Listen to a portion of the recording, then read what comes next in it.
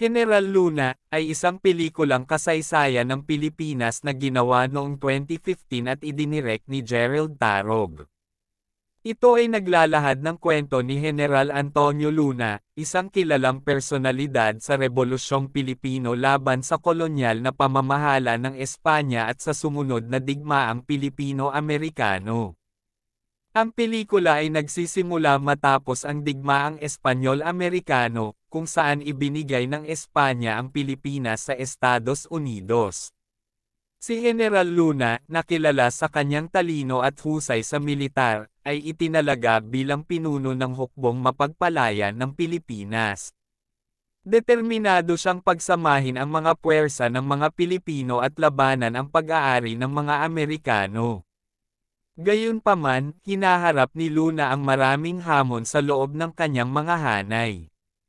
Nakakaranas siya ng pagtutol mula sa kapwa mga lider ng mga Pilipino na nahahati sa kanilang mga estratehiya at motibo. May ilan na mas nagnanais ng mapayapang negosasyon sa mga Amerikano, habang ang iba ay nagtataguyod ng mas agresibong paraan. Ang matigas na pagkatao at mahigpit na disiplina ni Luna ay nagdudulot sa kanya ng kapurihan at galit mula sa kanyang mga kasamahan. Nagkakasagupa siya sa mga korap na opisyal, nakikipaglaban sa mga internal na hidwaan sa kapangyarihan, at hinaharap ang pagtatrader mula sa loob ng kanyang sariling hanay. Sa kabila ng mga hadlang na ito, nananatiling matatag si Luna sa kanyang misyon na ipagtanggol ang Pilipinas at ang mga Pilipino.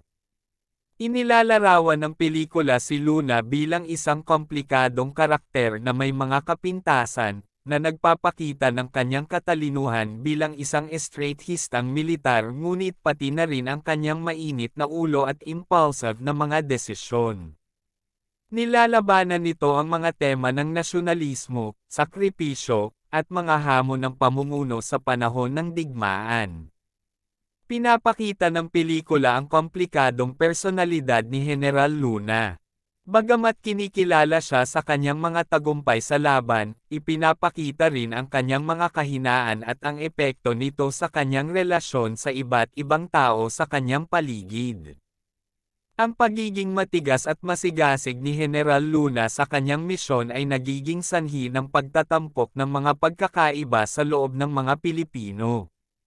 Ang mga lider na may iba't ibang pananaw at hilig sa pakikitungo sa mga Amerikano ay nagdudulot ng tensyon sa hanay ng mga rebolusyonaryo.